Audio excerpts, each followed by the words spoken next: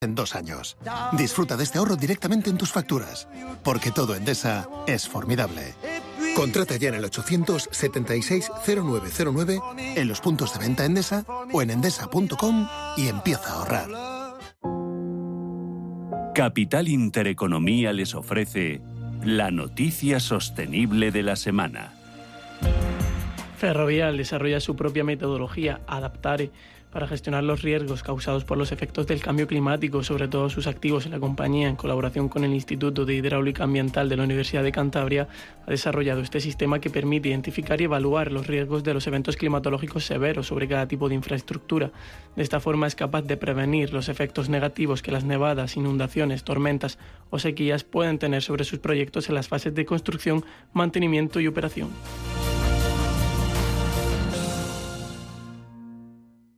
¿Estás buscando un broker para operar en el mercado americano? eBroker te ofrece tiempo real gratuito, garantías intradía y comisiones muy competitivas en futuros y opciones de CME Group. Prueba nuestra cuenta demo gratis. ebroker.es. Reinventando el trading. Producto financiero que no es sencillo y puede ser difícil de comprender. Si caminas solo, irás más rápido. Si caminas acompañado, llegarás más lejos. Luna Sevilla es su asesor patrimonial de referencia. Prestando nuestros servicios como agentes de Caser Asesores Financieros, somos una empresa con amplia experiencia profesional y una clara apuesta por la formación de calidad, la información transparente y objetiva y por el asesoramiento financiero personalizado y continuado. Si desea más información, visite lunasevilla.es o llámenos al 91 762 3442.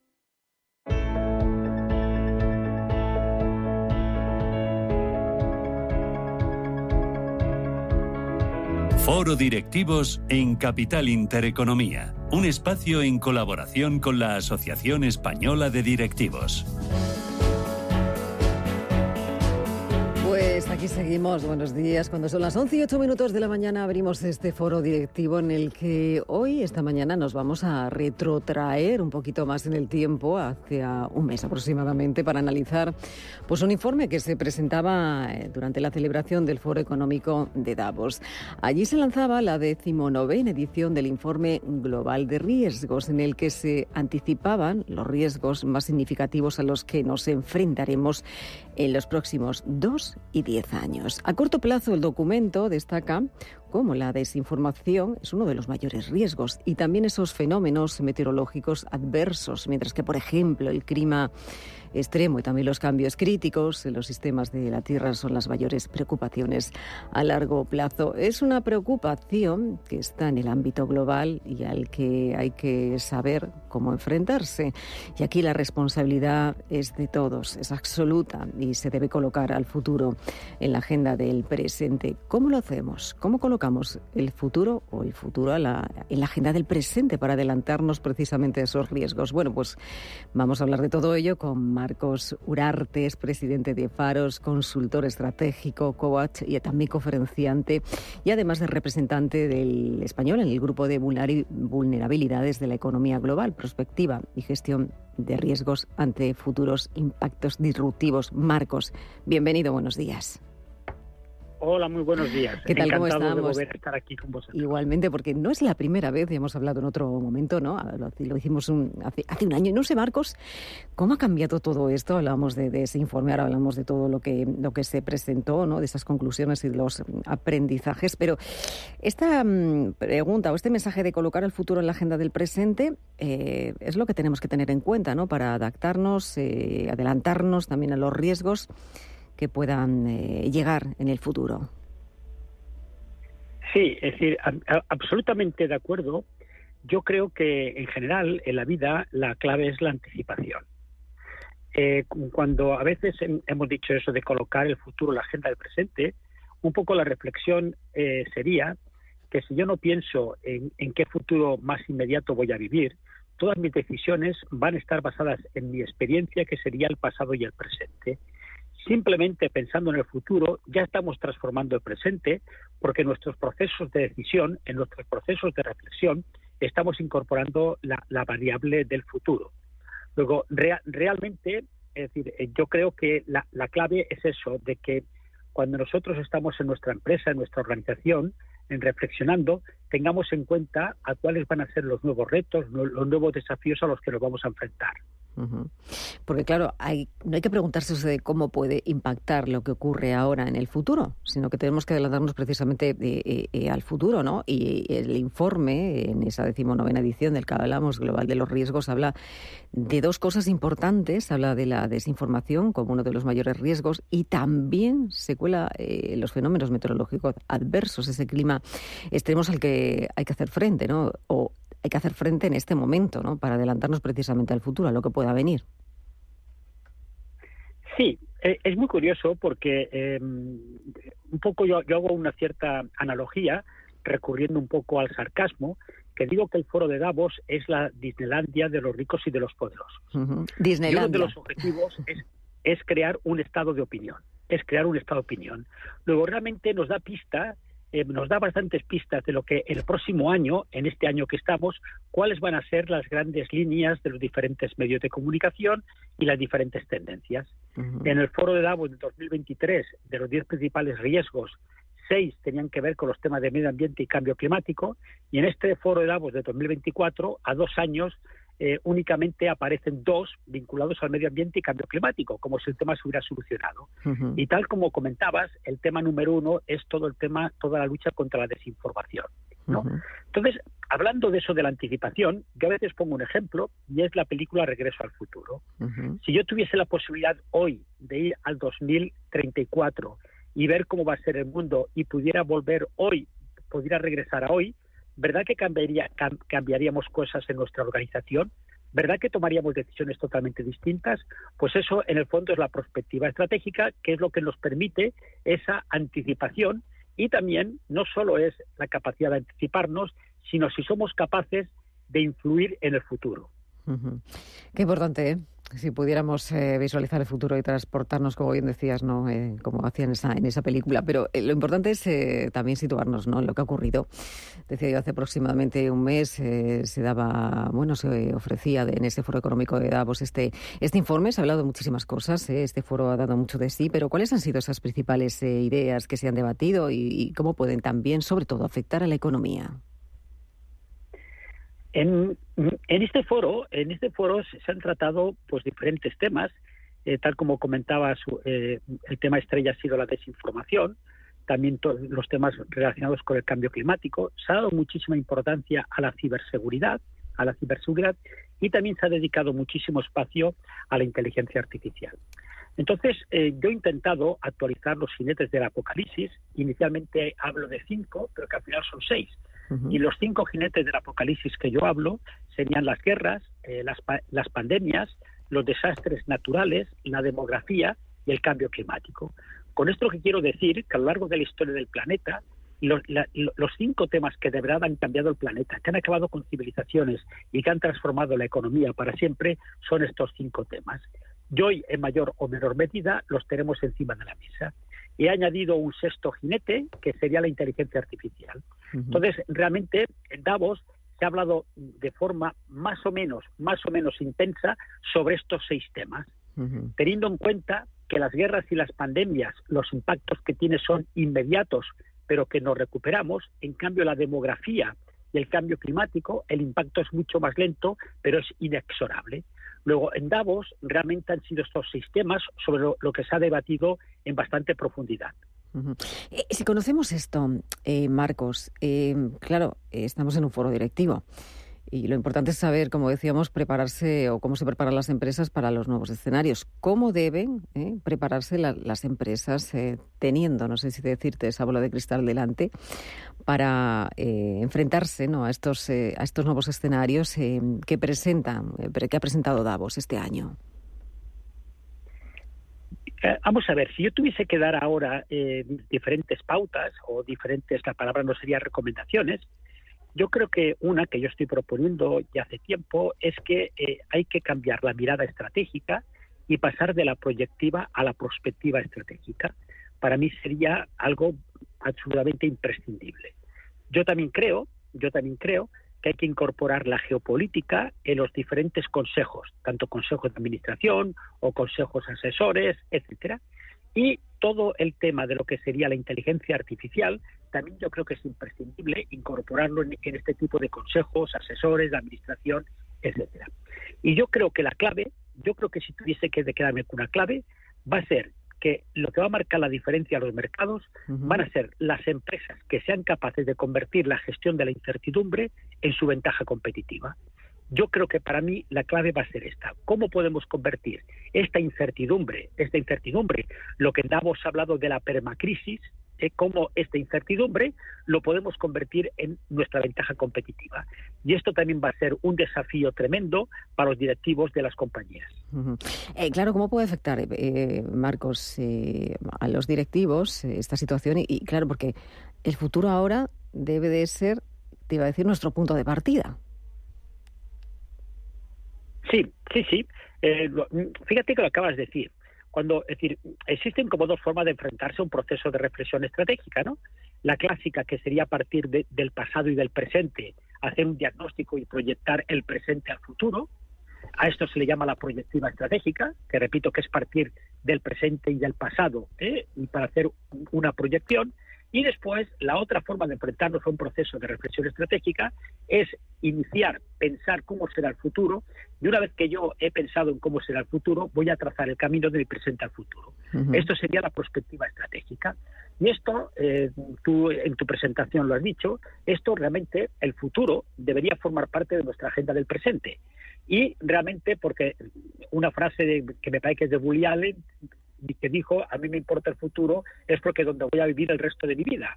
Y realmente lo que yo me encuentro trabajando con muchísimas organizaciones es que se dedica relativamente, por ser muy generoso con la palabra relativamente muy poco tiempo a pensar en cómo será el futuro. Y permanentemente nos centramos exclusivamente en gestionar el día a día. Que por supuesto no quiero quitar importancia al día a día porque sería un cretino, pero hay que buscar espacios para poder pensar, poder reflexionar, para poder crear ese futuro. Es que no tenemos, como bien decías tú, espacios, ¿no? Porque es importante sobre lo que estamos hablando, sobre lo que se presenta, sobre lo que se dice en el Foro Económico de Davos, pero luego hay que analizarlo, ¿no? Y a veces todo esto lo pasamos por alto. Sí. Es decir, vamos a ver, yo al final, he llegado a una conclusión que por supuesto puede ser equivocada, después de trabajar muchísimos años con muchísimos comités ejecutivos de empresas muy importantes por todo el mundo, y por qué los comités ejecutivos generalmente dedican el tiempo en esos comités a hablar del día a día, a hablar de temas operacionales, de funcionales. He llegado a la conclusión de que en el fondo el día a día es la zona de confort. En el día a día nos atrevemos a discutir cualquier tema con cualquier colaborador nuestro porque lo dominamos. Y en el día a día no solemos tomar decisiones de alto riesgo. En cambio, tomar decisiones sobre el futuro siempre significa mayor esfuerzo y mayor riesgo. Por eso yo creo que es imprescindible que los directivos en las agendas se reserven lo que he llamado tiempo de vuelo. Tiempo de vuelo en el sentido de poder, de alguna manera, pues pensar en el futuro, sobre todo para crear futuro.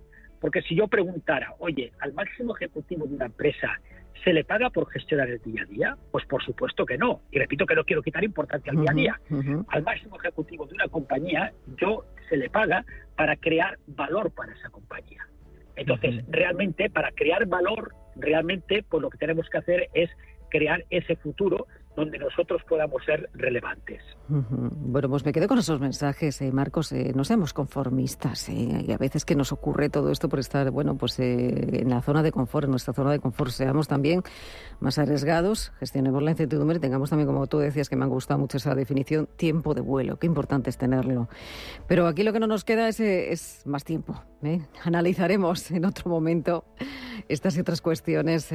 Muchísimas gracias, Marcos, por acompañarnos este viernes aquí en este foro directivo, en colaboración, como hacemos cada semana, con la Asociación Española de Directivos, y que sigamos hablando sobre todo ello. Mientras les dejamos que reflexionen a nuestros oyentes, coloquemos al futuro en la agenda del presente y que lo piensen. ¿Le parece, Marcos? Muchísimas gracias. Me parece perfecto y muchísimas gracias y a vuestra disposición. Gracias, un placer, un abrazo.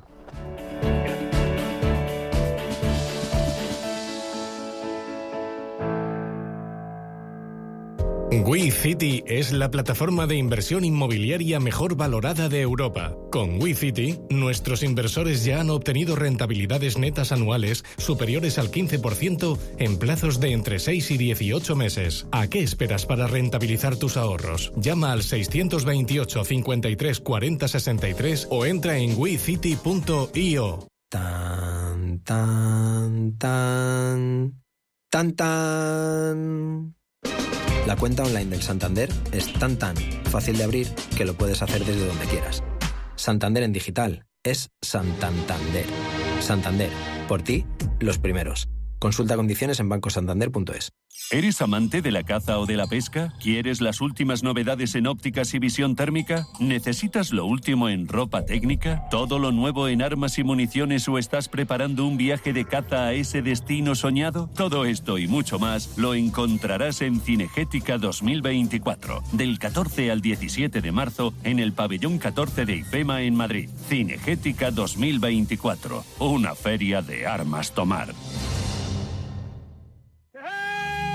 Si tu pasión es la caza, sueñas con el sonido del río mientras lanzas tu caña, o simplemente disfrutas del campo y la naturaleza, este es tu programa. Caza, pesca y naturaleza. Todos los sábados y domingos de 7 a 8 de la mañana en Radio Intereconomía. Coordina Marcos Ruiz.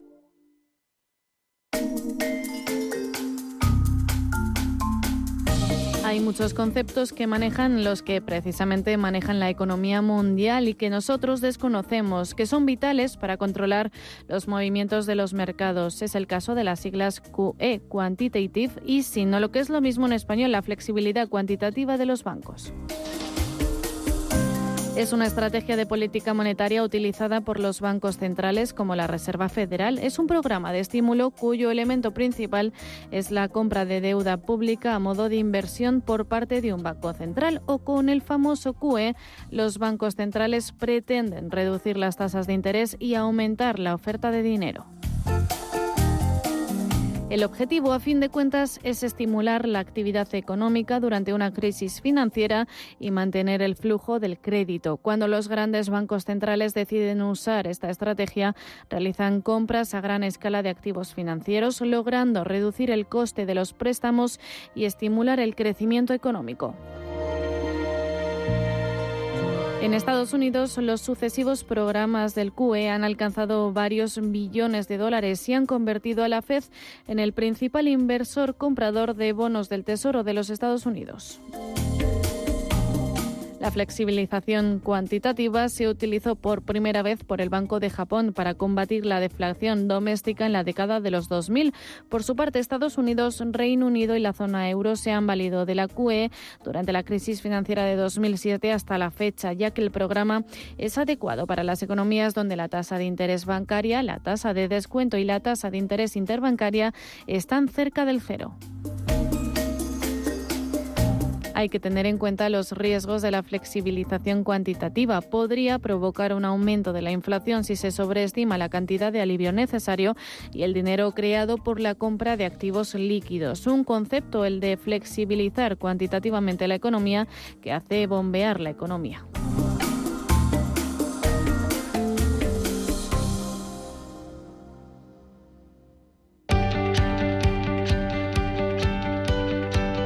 Foro Empleo en Capital Intereconomía.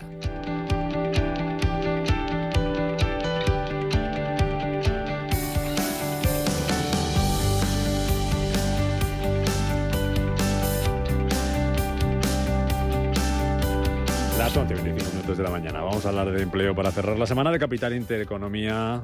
Marisa Cruzado, de CNCVA, Comunicación en Valor Añadido. ¿Cómo estás? ¿Qué tal? Buenos días. Buenos días. Estamos cumpliendo hoy, como decía Tripero ahora.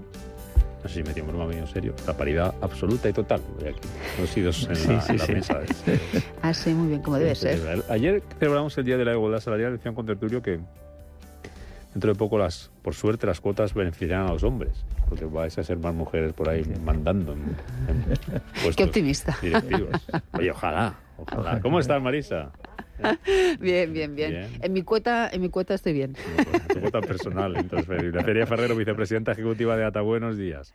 Bueno, nosotros en ATA tendremos que equilibrar al contrario, porque somos prácticamente todas mujeres. Pues qué bien, pero tenéis que cumplirlo también, ¿no? Con la ley de paridad esta, ¿o qué vais a hacer? Eso es. Pues no lo sé cómo lo vamos a solucionar, pero bueno. Poner hombres ahí en posiciones para empatar. ¿Te estás bien? Sí, ¿no? Sí. Me alegra mucho verte. Sí, desde el año pasado. Desde el año pasado, es verdad. Fíjate. ¿Y ha empezado el año cómo? Bueno, muy liados. Aquí tenemos ministerios muy creativos. ¿Sí? Sí.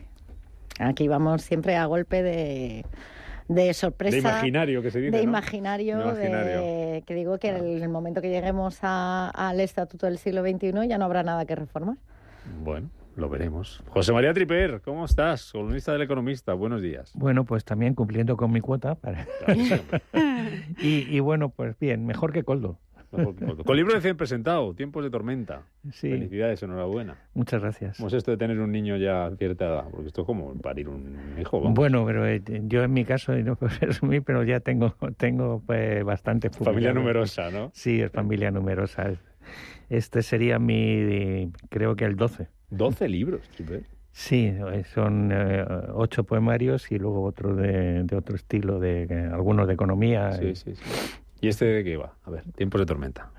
Pues Tiempos de Tormenta es sobre 20, es decir, yo lo que he querido hacer son 20 poemas de COVID y un canto por si acaso, rememorando un poco los 20 poemas de amor y una canción desesperada del maestro Neruda, ¿no? Y bueno, la idea me la dio escuchando la canción de Sabina, esta de ¿Quién nos ha robado el mes de abril? Sí. Y entonces me di cuenta que a nosotros nos habían robado no un mes, nos habían robado una primavera entera y con sus secuelas posteriores en medio de una actitud de total incompetencia, ignorancia y abuso de poder por parte de las autoridades políticas y sanitarias. Y bueno, pues entonces me decidí a escribir. El libro no está escrito durante el confinamiento, que mucha gente dice que le inspiró mucho, a mí no. Está escrito casi 3 años después, reflexionando sobre todo aquello que pasó. Y bueno, eso es un poco, por eso son tiempos de tormenta. Pues tiempos de tormenta, que no se nos olvide también lo que hemos pasado. Enhorabuena por ello, Triper. Vamos con temas. Luego os pregunto por la inteligencia artificial, si va a terminar o no va a terminar con los empleos, la reducción de la jornada laboral, que seguimos a vueltas con eso. ¿Esa es una de las imaginaciones del gobierno, lo de la reducción de la jornada laboral? Pues así parece. ¿No? Quiero decir, lo que es imaginativo es hacerlo sin el diálogo social o no respetando el diálogo social bipartito. Pero se ha dejado negociar por vuestra cuenta, porque no se llegó a un acuerdo primero, ¿no? Bueno, sí, en el momento que conseguimos, el Congreso, en el momento en el... Eso fue lo de la reforma del subsidio. Es que hay tantos temas abiertos ya sobre la mesa que ya lo meto. Por eso. El del subsidio es el que está negociando la patronal sindicatos. Una vez que no pasó por el Congreso, pues se devolvió a la mesa tripartita con el tema de la reducción de jornada. Lo que ha pasado es que se consiguió, con acuerdo de los sindicatos, llevarlo a diálogo social bipartito, pero a la semana nos encontramos una proposición no de ley de reducción de jornada que se registró por Sumar, que ayer se votó, en la cual pues todo parece que su propuesta podría salir adelante, tal y como está. Es una propuesta no de ley, pero bueno, ahí está. Y luego parece ser que ya nos han comentado que pase lo que pase, lo van a sacar porque es un compromiso de gobierno. Entonces... Luego hablamos de ello y a ver cómo va a avanzar eso y qué consecuencias puede tener. Antes quiero poner sobre la mesa una noticia que conocíamos ayer sobre el tema de los interinos y lo que decía la Justicia Europea sobre la situación de los interinos de larga duración en nuestro país. Porque no sé si está muy claro, si tenemos muy claro lo que ha dicho la sentencia. Don Francisco Lama, responsable de acción sindical de CESIF, el Sindicato de Funcionarios. Muy buenos días, ¿cómo está? Muy buenos días y encantado de estar con todos ustedes. Porque la realidad de lo que dice la sentencia, ¿qué es? Obliga, insta, dice que habría que hacerlos fijos a esos interinos. ¿Qué hay detrás? A ver. Bueno, la sentencia dice muchas cosas, pero sigue sin acabar de zanjar esta cuestión. Ajá. Porque en realidad la competencia pues es de los tribunales españoles. La sentencia lo que dice es que ha habido y hay abuso en la contratación temporal en nuestro país, Esto sucede fundamentalmente porque hay establecido una tasa de reposición en el empleo público, como desde CESIF siempre hemos denunciado, y ahora lo que dice es que sean los tribunales españoles los que decidan qué hay que hacer, si hay que cambiar la jurisprudencia y se pueden convertir al personal temporal pues en indefinidos, o sea, en fijos, perdón. Estamos hablando, hay un matiz muy importante, estamos hablando de una relación contractual laboral, de personal laboral. O sea, la sentencia habla de 3 casos concretos que son compañeros de personal laboral y es sobre lo que se pronuncia el Tribunal de la Unión Europea. ¿Cuántos interinos podría haber en esa situación a la que se refiere la sentencia en España ahora mismo, aproximadamente? Bueno, pues a ver, aventurarnos a cuantificar el número de interinos pues sería un poco atrevido por nuestra parte, porque como ustedes bien saben, actualmente hay varios procesos selectivos en marcha desde que se implementó la Ley 2021 y muchos ya se han ejecutado y por lo tanto pues hay ya un número importante de personal afectado, personal temporal, que ya han consolidado su puesto de trabajo.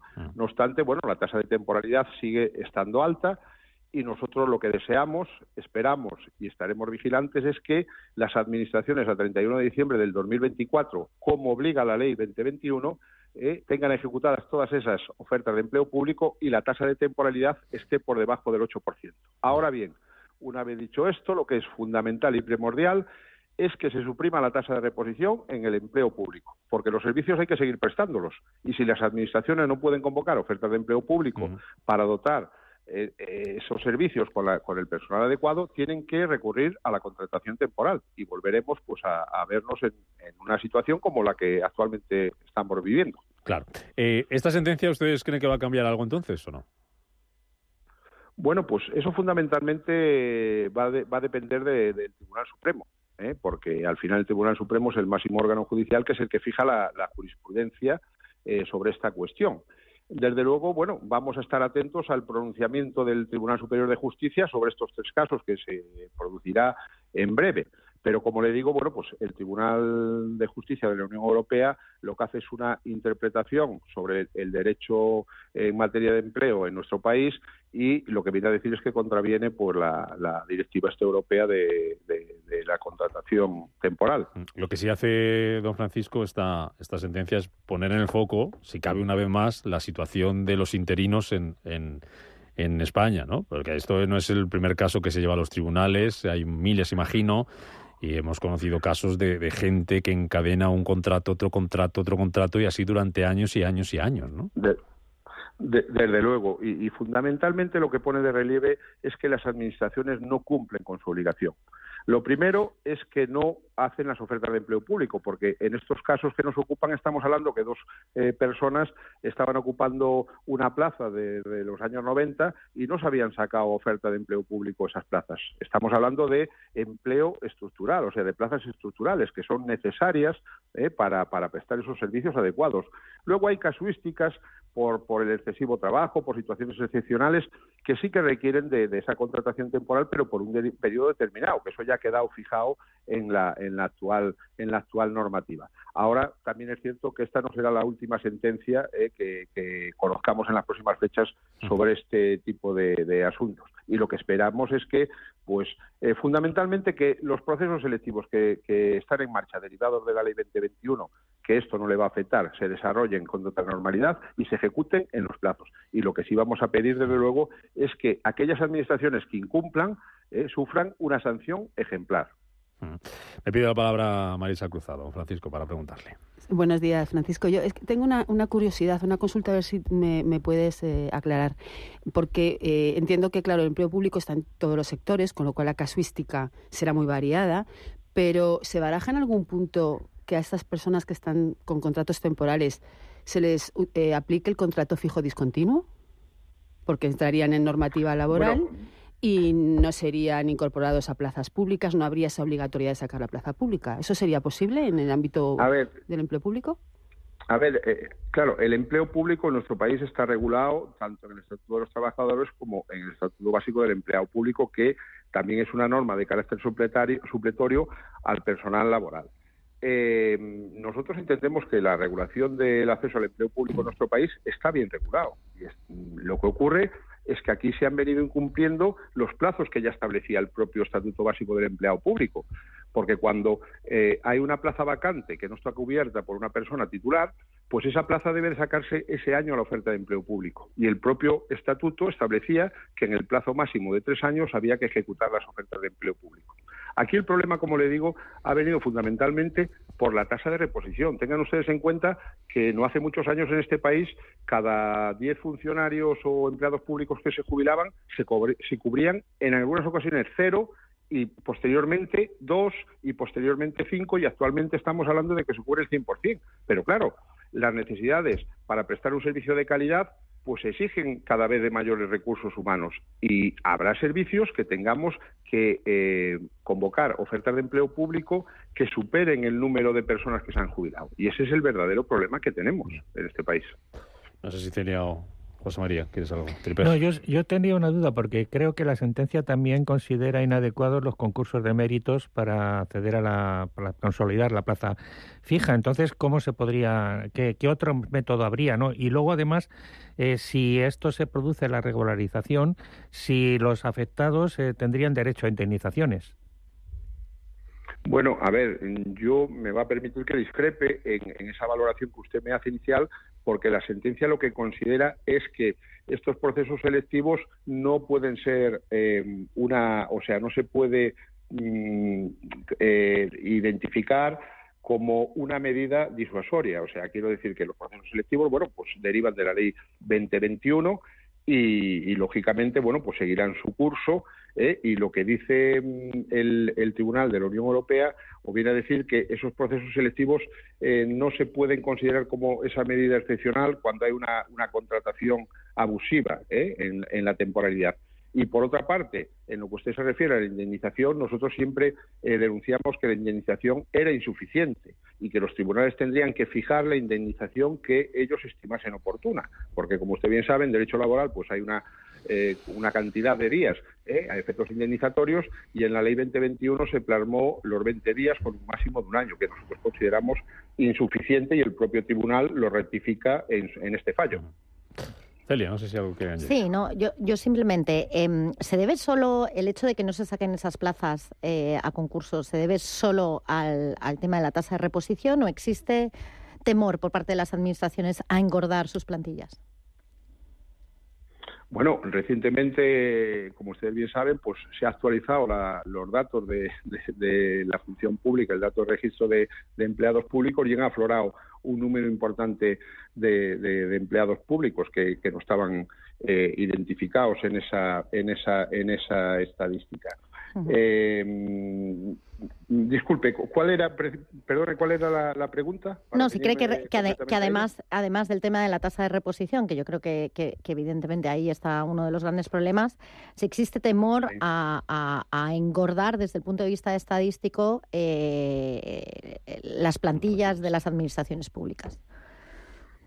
Bueno, a ver, sus oyentes tienen que saber que España es uno de los países que está por debajo de la OCDE en cuanto a trabajadores públicos en comparativa con el conjunto de las personas trabajadoras. Por lo tanto, lo que tendremos que saber es si queremos tener unos servicios públicos eficaces y eficientes, o queremos que los servicios públicos, bueno, pues funcionen de manera irregular. Nosotros, desde luego, siempre hemos defendido desde nuestra organización, desde CESIF, que no queremos ni un empleado público más ni uno menos. Pero hay situaciones, hay servicios públicos que en determinadas circunstancias pues necesitan dimensionarse para prestar ese servicio de calidad. Por lo tanto, eso tiene que ser, a nuestro modo de ver, necesario y urgente. Luego ya el gobierno que le toque decidirá si quiere que los servicios públicos funcionen o no. Pero lo que está claro es que las administraciones públicas y los servicios públicos necesitan de personal para prestar ese servicio de calidad. Don Francisco Lama, responsable de Acción Sindical de CESIF, agradecerle que nos haya explicado lo que dice esa sentencia, que no es tan claro ni tan evidente como podíamos leer ayer en algunos titulares, de que la justicia europea ponían hasta número, 300.000, 700.000. Así es. A interinos, obligarlos a hacer fijos. No, eso va a depender ahora de la justicia española. Don Francisco, un placer. Muchas gracias. Gracias. Hasta muy luego. Amable. Sé que me vas a hablar de Yolanda Díaz, antes de hablar de la reducción de la jornada laboral, ¿verdad, Triper? Esto no mucho pedir, mucho predicar. Pero luego la temporalidad en la administración es la que es. Que no solamente Yolanda Díaz, también esto viene efectivamente, esto viene ya de antaño. Pero lo cierto es que la señora actual vicepresidenta segunda del Gobierno y ministra de Trabajo, su principal objetivo fue eliminar la temporalidad. Y de hecho la reforma laboral la pseudo reforma laboral, por decir esto, que hizo, iba con ese objetivo. Ahí salen los fijos discontinuos, que al final, ya hemos visto que es una trampa para contabilizar menos parados. Pero lo que ha pedido para las empresas privadas no se lo aplica ella misma ni a las administraciones. Entonces, claro, el principal varapalo de la sentencia de la Comisión Europea es para la ministra de Trabajo, para la señora Yolanda Díaz. Sí, yo en ese sentido, lo que cada vez somos más conscientes y que debemos reivindicar, porque se ha castigado mucho desde el punto de vista de imagen al sector privado con respecto a la temporalidad, y sin embargo ahora mismo el gran agente precarizador del mercado de trabajo es la administración pública. Y no estamos hablando solo de administraciones como tal, estamos hablando de sector público, con eso estamos hablando de empresas. Esto constituye un gran peligro dentro de lo que es la economía, porque el hecho de que haya un sector público que funciona en el mercado muchas veces en competencia desleal con el sector privado, desde el punto de vista de los costes laborales, supone realmente un perjuicio para todos aquellos que efectivamente están en el sector privado y tienen que verse con que muchas empresas públicas dan el mismo servicio y compiten al mismo nivel, pero sin actualización del salario mínimo interprofesional y con el coste menor que supone los contratos temporales.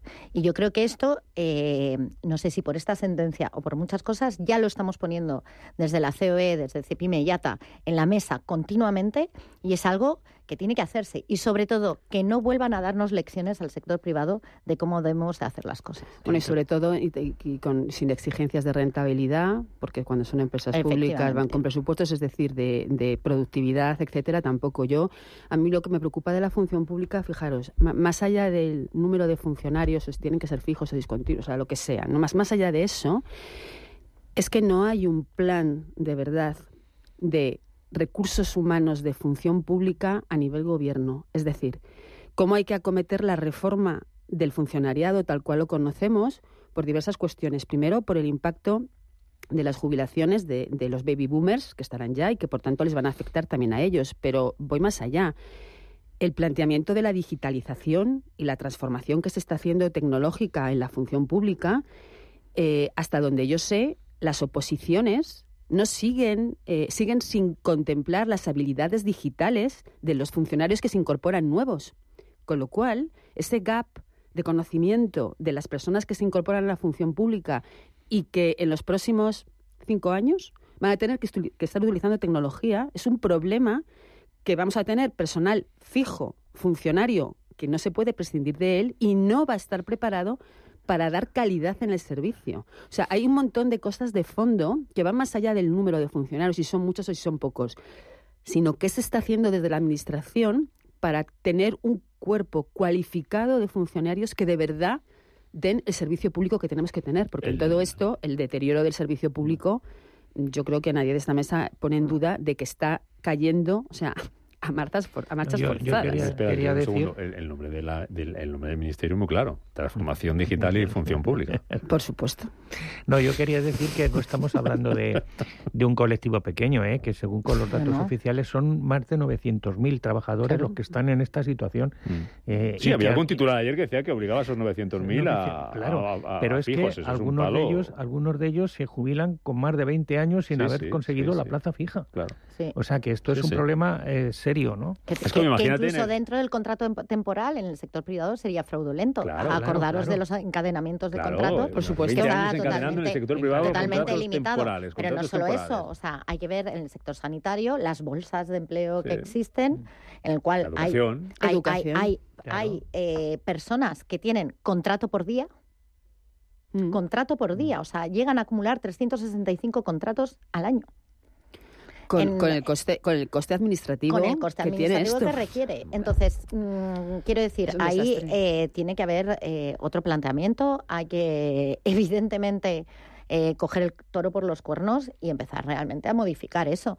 Y luego, con respecto a la transformación digital, el problema que hay es que ahí hay una verdadera reforma que debe hacerse dentro de la función pública, porque ¿qué talento digital va a traer la administración?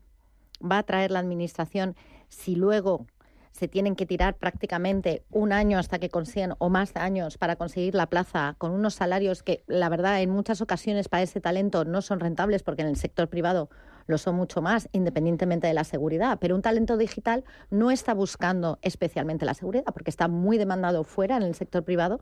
Entonces es muy difícil. Así que eso se lo tienen que plantear, de cómo atraemos talento a la administración pública, talento digital, talento tecnológico, porque va a necesitar de esa transformación cada vez más. Sí, pero fíjate, yo no voy tanto a perfiles tecnológicos, a desarrolladores, arquitectos de datos, no. Voy al usuario.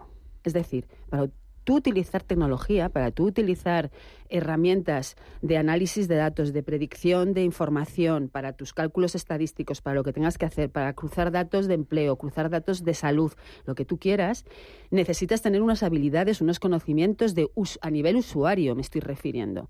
En ninguna oposición se han incorporado este tipo de habilidades soft, que desde luego en el mercado privado sí que se están teniendo en cuenta. Ya no hablemos de las competencias tradicionales de trabajo en equipo y todo esto, o sea, eso ya nos lo hemos saltado, ya ese tren lo perdimos, ¿vale? Pero este tren en el que estamos ahora, hay un montón de habilidades soft, de usabilidad. Yo no hablo de perfiles técnicos, hablo de personas administrativas que su trabajo básicamente es usar aplicaciones tecnológicas, porque la administración se está digitalizando. En educación, el tren va más despacio, pero acordaros que partimos de regalar tablets a los alumnos. O sea, ¿creéis de verdad que eso es una transformación digital en el sector educativo? Cuando los profesores no saben ni qué hacer con la tablet. O sea, es que estamos haciendo eso. Vamos a incorporar a 900.000 personas a un puesto fijo por un histórico laboral sin tener en cuenta si es de verdad el personal que necesitamos incorporar, con todos mis respetos al tipo de contrato, ¿eh? Uh-huh. Pero tú vas a acceder a un puesto de por vida sin saber si realmente respondes a un perfil. El año pasado creo que se aprobó el proyecto de hacer una valoración del desempeño de la función pública. Acordaros, ¿qué ha pasado con eso? Porque en esa valoración del desempeño todas estas cuestiones deberían estar muy claritas, reflejadas, y eso sirve para hacer una descripción de puestos y empezar a definir qué necesitamos en la función pública. Entonces, más allá del marco legal y del tipo de contrato, a mí lo que me preocupa es el cuerpo funcionarial, si va a estar preparado para el salto cualitativo que tiene que dar la función pública. Perdona, pero me imagino que un señor que, aunque esté desempeñando un puesto de trabajo de carácter temporal y aunque dando contratos, es de suponer que estará cualificado para desempeñar esa función, con lo cual el desempeño de la función no se va a ver afectado. ¿Pero en base a qué criterios? ¿A los criterios de hace 10 años o a los del próximo futuro, a vista 5 años vista? Ya, pero vamos, o sea, te quiero decir que esos señores están desempeñando un puesto de trabajo y se supone que están cualificados, pero es que luego además tú has tenido un problema grave, que es el tema de la tecnología y la tecnificación en las administraciones. Bueno, todos estamos viendo que es prácticamente una tarea imposible conseguir una cita previa en tráfico, en la seguridad social, etcétera, y que hay personas que se jubilan y tardan 3 o 4 meses en que se les transmite la pensión. Claro, pero eso no es problema de los funcionarios. Eso es un problema de que la tecnología no está adecuada y además si hay ese tipo de problemas, este tipo de personas, oye, pues que se vuelquen en hacer atención personal, que mejoraría mucho mejor los servicios de la administración. Mira, ¿sabes cuál es uno de los problemas? Uno de los problemas que hay es que, como no hay una estrategia definida, ni un proceso de digitalización ni de gestión del cambio en la administración pública, compran por impulso. Es decir, llega un proveedor X, el que sea, y les dice: yo tengo una solución tecnológica fantástica para que usted dé las citas médicas a través de online, fíjese lo que va a ahorrar. Le sacan unos ratios, productividad, número de citas, bla, bla, bla, bla, bla, bla. Genial, lo implantan. ¿Y ahora quién utiliza eso? ¿Quién sabe meter los datos? ¿Dónde están los datos que hay que meter para alimentar esa herramienta? ¿Cómo están los funcionarios preparados para utilizar esa herramienta tecnológica y darle servicio? Hasta que se ponen al día, que es lo que comentabas tú, ha pasado un tiempo y mientras tanto, sí, la herramienta, vamos a ver, las herramientas técnicamente son perfectas, están diseñadas con perfección técnica, es tecnología, funcionan bien.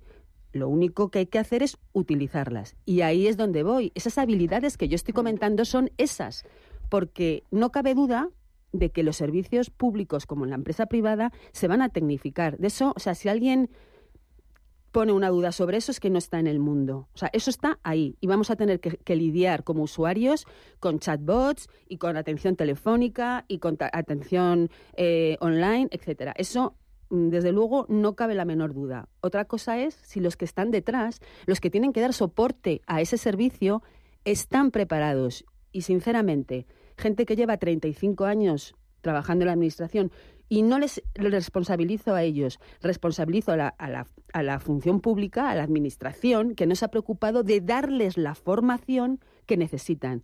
Porque si hay un Ministerio de Transformación Digital y Función Pública, deberían estar desde ahí gestionando todo ese proceso que es una gestión de cambio cultural dentro de la función pública. Es que fijaros de lo que estamos hablando, es que tiene un alcance mucho más profundo de si son empleos fijos o no. O sea, estamos hablando de cómo vamos a gestionar cosas tan importantes como nuestra salud, como nuestra educación, como nuestra hacienda, la hacienda pública, o sea, la gestión de los impuestos. Bueno, ahí tengo que decir, imagínate. O sea, España, desde el punto de vista de digitalización del sector público, somos de los más avanzados gracias a nuestra agencia tributaria.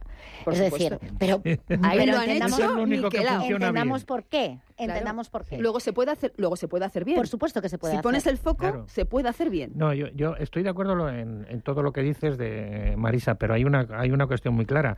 A estos 900.000 trabajadores hay que darles una solución, y la solución no es mandarles a la calle o a su casa. Bueno, pero a lo mejor no es ni mandarlos a la calle, claro, ni contratar, ni hacerlos función pública. Habrá que ver. Depende en cada uno de los casos. Claro, habrá que ir caso por caso. Es a lo que voy. Porque a lo mejor efectivamente hay interinos que llevan acumulando en el mismo puesto, y a lo mejor hay gente que va rotando de una administración a otra, o habrá que ver. Claro, habrá que ver en cada y habrá que ver hay que darles una solución, y sí, tenemos en cuenta que somos un país que tiene ahora mismo más de 3,5 millones de parados reales, mucho más de los que dicen las cifras oficiales de la administración. Y hombre, lo que no puede seguir mandando gente al paro y que siga cobrando del Estado, ¿no? Pues el subsidio de desempleo, etcétera. Sí, pero si la solución es incorporarlos a la función pública y que sigan cobrando sin aportar valor, que es a lo que estoy yendo. O sea, vamos a ver, que yo no estoy diciendo que no haya que contratarlos, ni muchísimo menos. Lo que estoy diciendo es que, de repente, tú imagínate que la solución es, 900.000 personas dentro. Tú sabes eso en presupuestos del Estado, lo que supone, sin tener la garantía de que el valor de productividad, rendimiento y aportación de valor de esos 900.000, ¿cuál va a ser?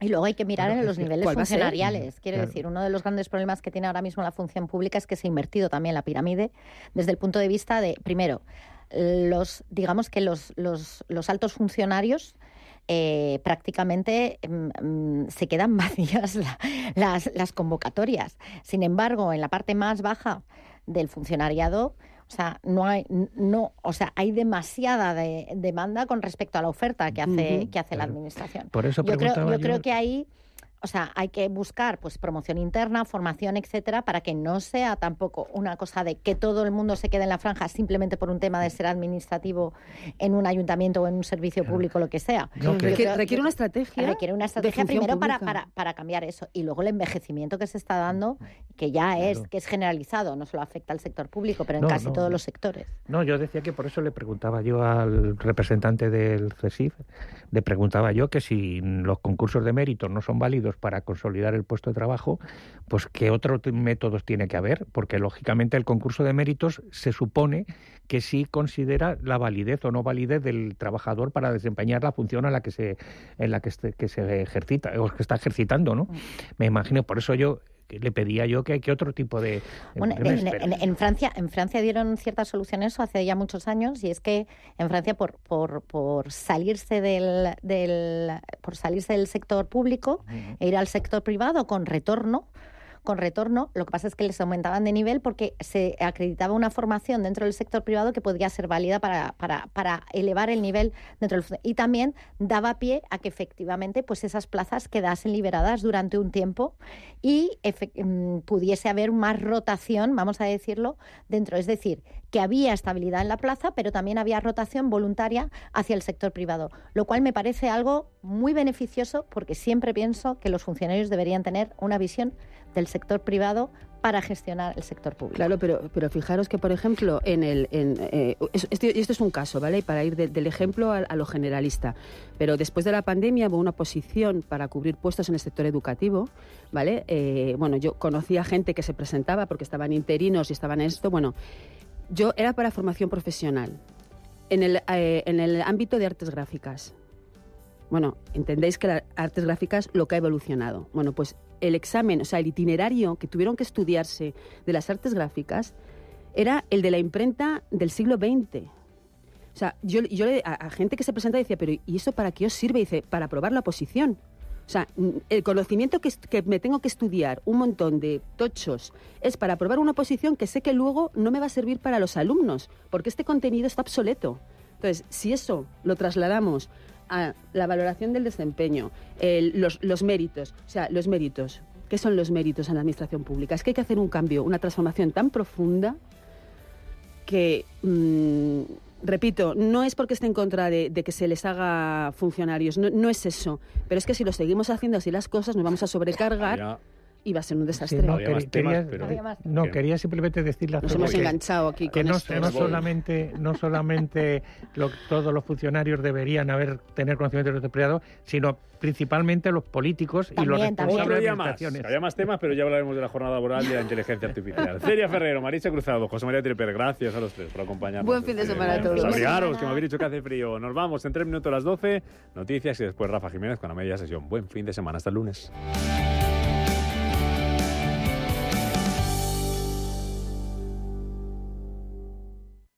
Hola, soy Javier García Viviani. Presento Cierre de Mercados en Radio Intereconomía. Cierre de Mercados es como el punto en la I. Un programa que deja las cosas en su sitio. Di que nos escuchas. Radio Intereconomía. Eres lo que escuchas.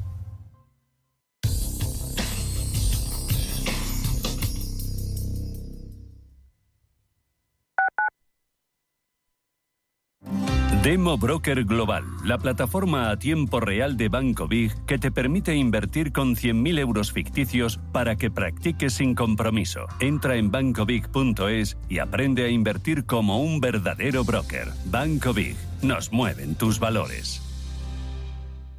Toda la actualidad, información y análisis en tiempo real sobre banca, empresas, finanzas personales, bolsa, gestoras y fondos de inversión en intereconomía.com. Con la opinión de los mejores expertos del mundo económico, empresarial y bursátil. Toda la programación en directo y con la posibilidad de escuchar en cualquier instante los mejores momentos de la emisora española líder en información económica. Sigue bien informado en intereconomía.com. El riesgo de pobreza y exclusión social afecta a 1 de cada 3 menores en España. En la Fundación La Caixa facilitamos metodologías y recursos a más de 400 entidades sociales para dar oportunidades a quienes más lo necesitan y que puedan desarrollar todo su potencial. Solo es progreso si progresamos todos.